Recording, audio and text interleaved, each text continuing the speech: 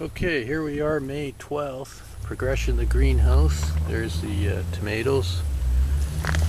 And there's the zucchini. It's getting pretty big. I'm going to have to move that out of here pretty soon. This just sprouted up. That's a ground cherry. I was growing some of those, and this one just grew from the compost, so I'm going to use this one now. That's for my ground cherry. And there's the butter crunch lettuce that I moved along. It probably needs to be thinned out a bit. There's the coriander, the second crop planting, and the radishes that I used to mark it with, so I knew where it was planted. They're probably ready to be thinned out anyway. They're edible now. The beans are getting quite big. There's the edamame. It's moving along. And the other beans right here that I had to replant. I think it was those ones. And here's the beets. They're all doing good. They haven't formed bulbs yet, but I just use them in my salads, these ones anyway, for greens. Yeah, here we are on the other side now.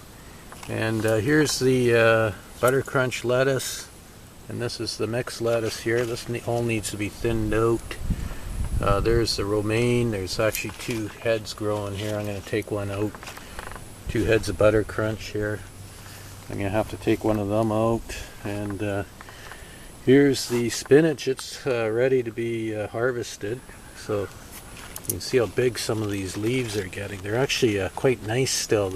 Normally they'd be a little tough at this size, but because they grow so fast in a warm, moist environment in the hoop house, these are still nice and tender and juicy leaves.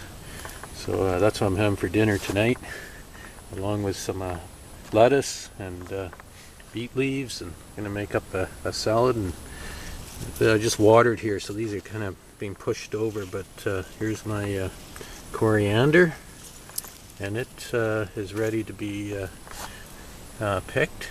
I'll just thin it down a bit and let it keep growing, but I'll probably throw some of that in my salad too. And here's the bean plants. I've eaten all the radishes that were here.